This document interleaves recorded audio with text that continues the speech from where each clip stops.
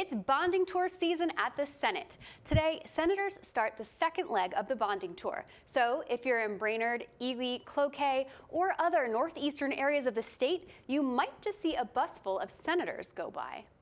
I just love them.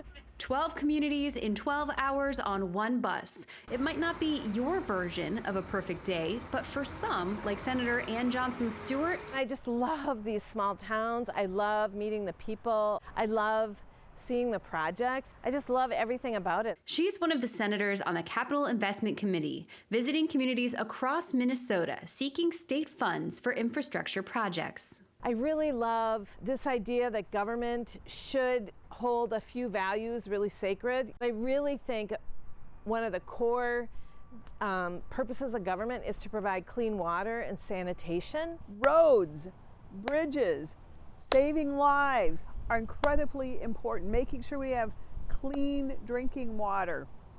I think those type of things are absolutely critical. Bonding means that the state borrows money to pay for long-term, long projects over long periods of time. So it's about priorities. It's also about knowing that we are one Minnesota. We have needs that are bigger than just a 2-year budget cycle. And while you might be thinking the tour could have been a Zoom call, Senator Carla Nelson says there's a reason for the ride. It's just really important to get legislators in to see those projects, to see why they're needed. Having the full bonding committee there allows them to ask questions of the engineers or hear from the public directly. I ask questions like, well, have you thought of this? Have you combined this? And so it's really great to hear the presentations and just hear what they've done so far and what their plans are. From requests to upgrade parks and prisons to airports and academies, senators see it all.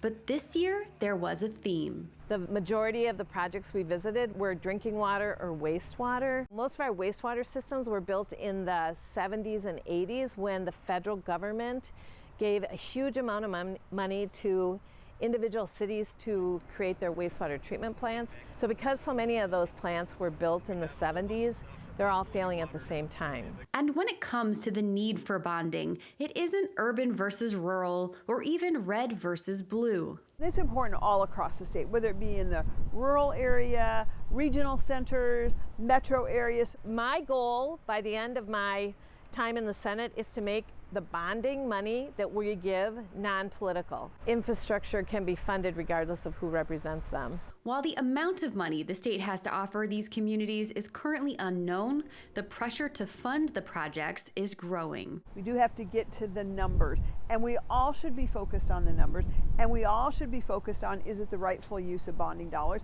And we all should be focused on, how does this impact Minnesotans? I think we should be doing a bonding bill every single year. We're seeing costs go up every year. Some of these communities waiting a year is going to add significantly to their costs, and that's a big problem for them. If you don't have any money, it's going to be harder the next year when you don't have any money and the project costs more money. Because without investing in infrastructure, it's really water, transportation, travel, connections, it's the power grid. If we don't have that, our society literally will fall apart. the first leg of the bonding tour wound through southeast Minnesota back in September.